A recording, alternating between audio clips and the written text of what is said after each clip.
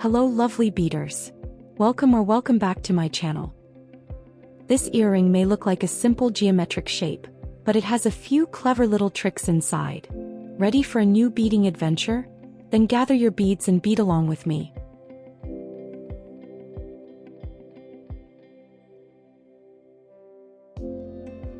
Start the beading with a stopper bead. The stopper bead can be any kind of bead. The only job of the stopper bead is to hold your first row of peyote stitch. Because of this, it needs to be very secure. I often go through my stopper bead several times with the thread, and sometimes I even add a single knot to it. Let's string the first row. I will show the bead colors on the screen as I string them. Then at the end I will show the full unit all together. I said you are beading the first row now, but technically this foundation row counts as rows 1 and 2 at the same time. This means when we add the next row of beads, we will actually be on row 3. This is important to know for reading beading patterns correctly. So the starting row is 1 bronze, 2 yellow, 2 orange, 2 red, 2 salmon, 1 bronze, 1 bicone, 1 bronze, 2 salmon, 2 red, 2 orange, 2 yellow and 1 bronze bead. Slide the first row of beads down to your stopper bead. String a bronze bead and go through the first yellow bead. The new bronze bead will sit on top of the bronze bead from the starting row. String a yellow bead and go through the first orange bead.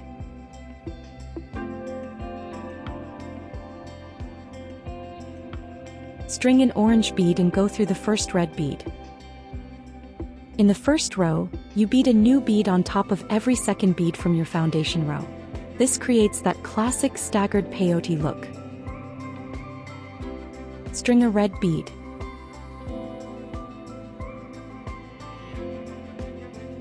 String a salmon bead and go through the bronze bead, the bicone and the next bronze bead.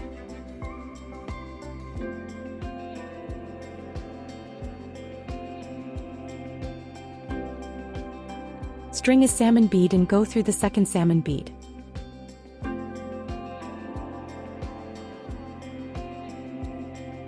String a red bead and go through the second red bead. String an orange bead and go through the second orange bead.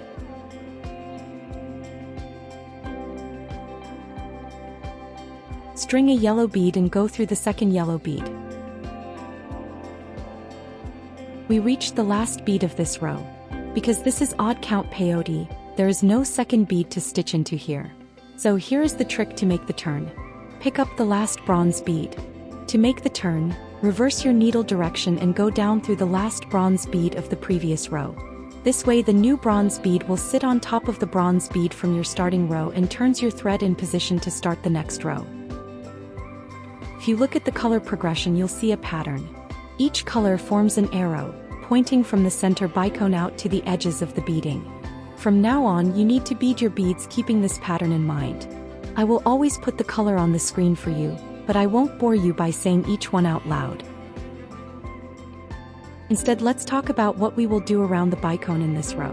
We will bead a small bridge over it using the salmon-colored beads.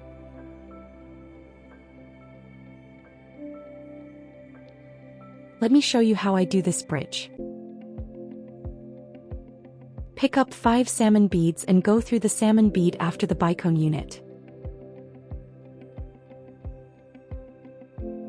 This way, the 5 beads will form an arch over the bicone section, just like a little bridge. Follow the color path until you reach the end of this row.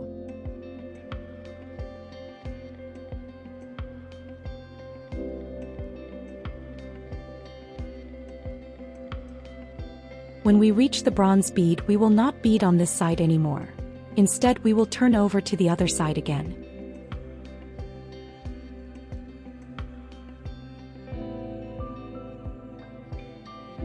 You need to bead this side in exactly the same way as the previous one.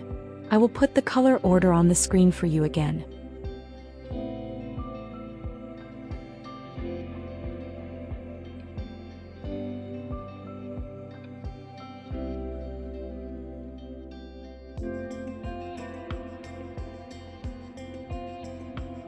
And make the bridge over the bicone unit with the 5 salmon beads.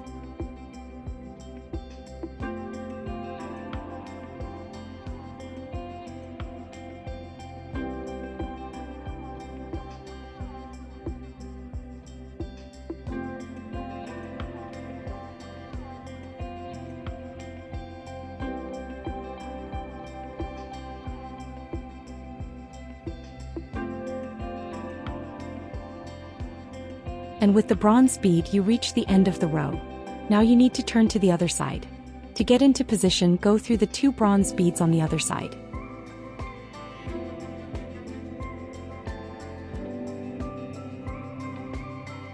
All you need to do is follow the color pattern again. You can already see the color stripes, so the path is easy to follow. But when we get to the bicone it will be a challenge, so I will help you through the bridge. When you want to string the red bead, you will notice that you reach the salmon bead bridge and you need to cross it. To do this, string the red bead and go through the entire unit of 5 beads that forms the bridge. This brings your thread out on the other side, ready to continue with your next red bead.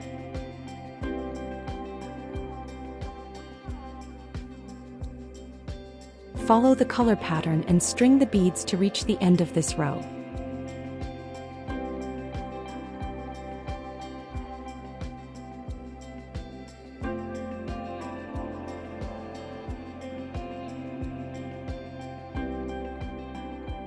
When you reach the bronze beads, go through all of them. Now turn to the other side. Then go through the bronze beads on that side as well. This way you are in position to start beading the other side of this diamond shape. You need to bead this side in exactly the same way. Just follow the color pattern as before.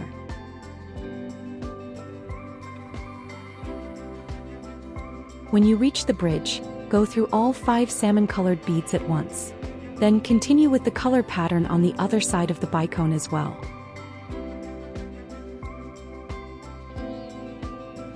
I hope the pattern has been clear and easy to follow so far, right?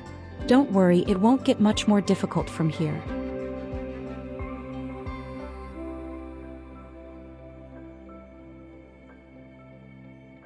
When you reach the end of this row, go through all of the bronze beads and turn to the other side. But first I want to take care of the thread tail. I'll remove the stopper bead, put the tail on a needle and then weave it into the beadwork a little bit before I cut it.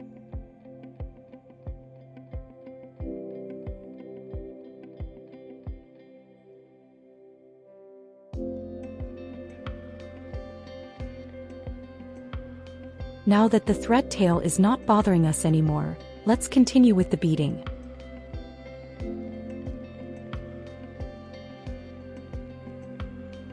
Continue beading in the same way as before. You already know and you can see the color pattern. When you reach the bridge beaded over the bicone, I will help you cross it again.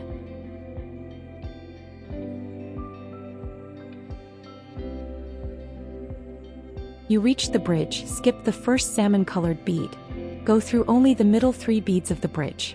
This brings your thread out on the other side where you can continue beading with a red bead.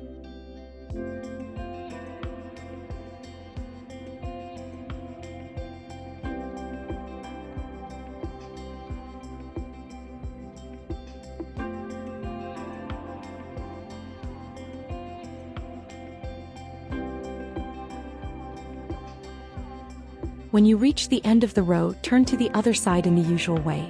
Go through the bronze beads on both sides.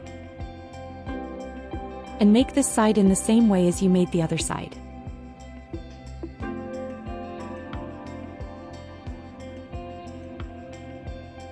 When you reach the bridge, your task is the same as on the other side.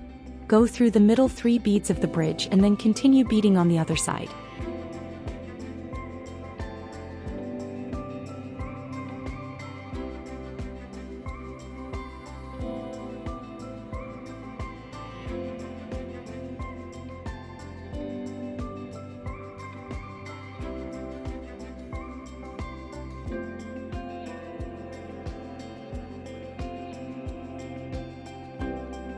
When you reach the end of the row, turn as usual.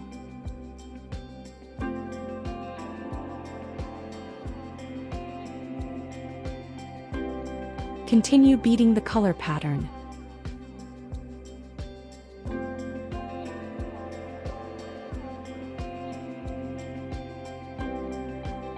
In this row, you use only the middle bead from the bridge.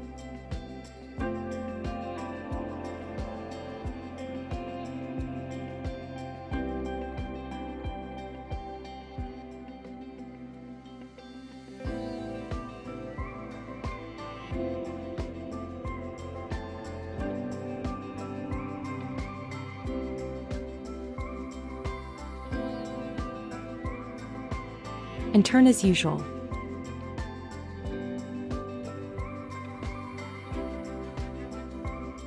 Make this side the same way as you made the other side.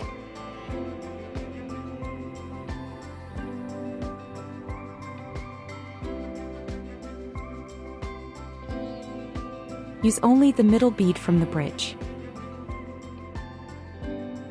And I am happy that we will not use the beads from the bridge anymore. They have so many threads inside. Makes it very hard to pass through this last bead.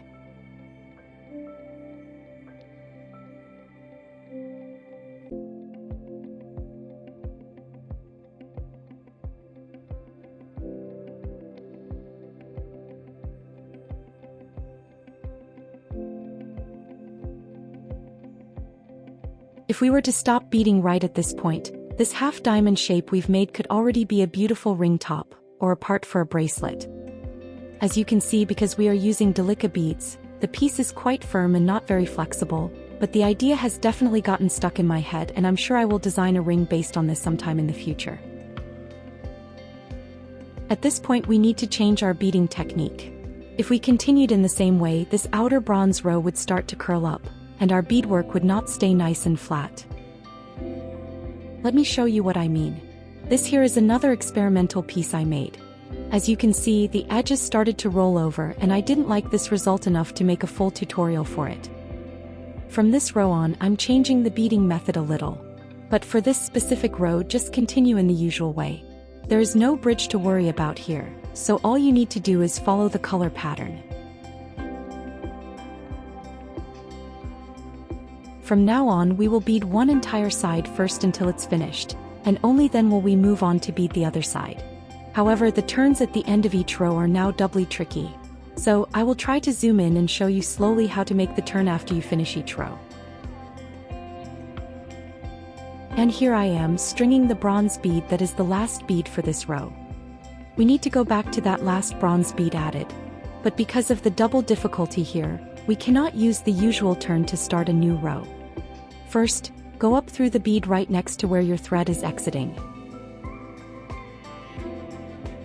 Then go diagonally up through one more bead. Go down through the bead sitting next to it. And finally, go up through the bronze bead where you can start the new row. Make this row as usual. Follow the color pattern.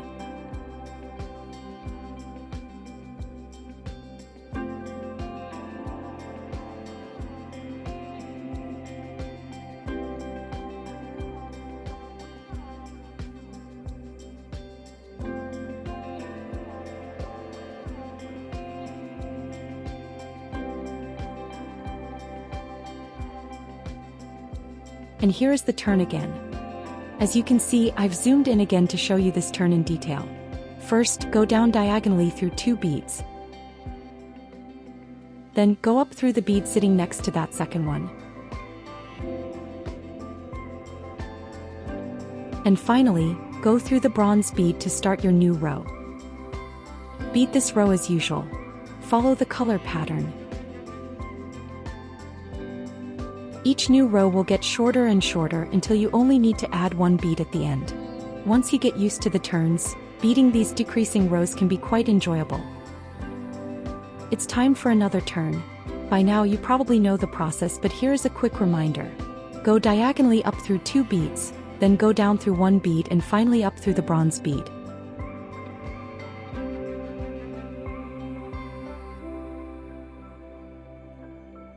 Follow the color pattern.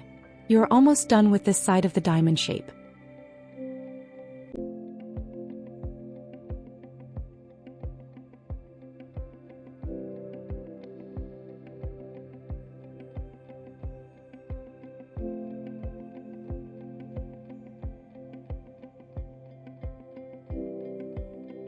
Make the turn.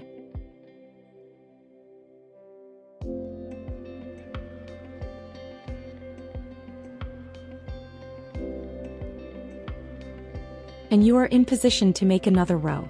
You have to string only 3 beads for this row.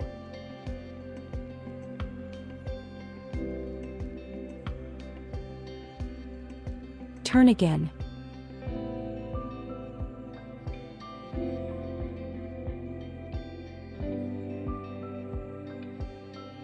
Penultimate row with 2 beads.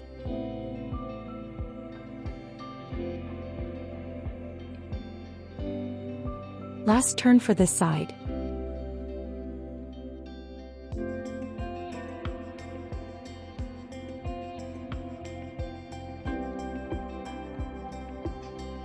And last bead for this side. With this last bead, go through all the bronze beads until you reach the corner. But before we turn to the other side, we will make the hanger for the earring. String 5 bronze delica beads and go through the other delica bead on the corner to create a loop. To reinforce this loop, go back into the first delica bead and pass through all the beads in the loop one more time.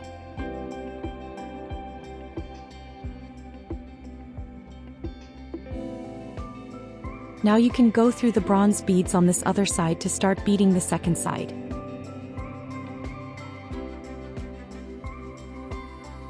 Follow the color pattern and make the turns just like you made the other side. I haven't really sped up any part of this video so far, but I feel I need to speed up the beading of this next side. You will be doing exactly the same thing as on the other side, so there will be no surprises. If you want to watch it in normal speed, please use the speed settings on YouTube.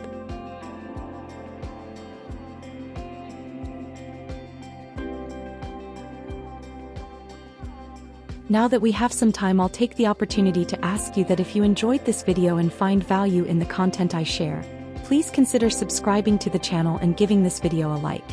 My channel and the knowledge I share are completely free, but to keep it going and continue providing valuable content, I need your support. Your engagement helps the channel grow and reach more people, so thank you for being a part of this journey. You can also help by buying a tutorial or a jewelry from me. You can find the links in the description. Thanks for all the help.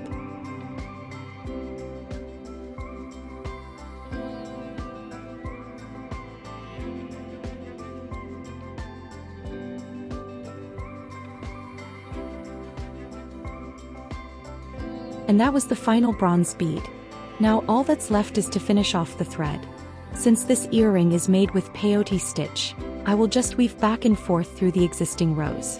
This makes the thread secure and ensures the beading won't unravel when I cut it. To do this properly, you need to turn and change direction at least 3 times to secure the thread.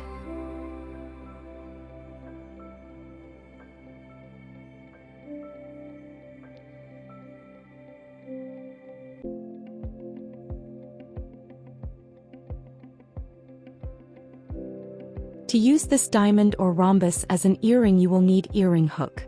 Open the earring hook, thread it through the bead loop and close it properly. And here are the finished earrings. As you can see, they are feather-light, colorful, and have a really fun geometric shape. Usually this shape is created with brick stitch, not peyote stitch. But I simply enjoy the process of beading with peyote stitch. I'm really happy with the unique result, and I truly hope you enjoyed this little project with me. And that's it for today's video. If you enjoyed it, don't forget to subscribe if you haven't already. Thanks for hanging out with me. See you next week.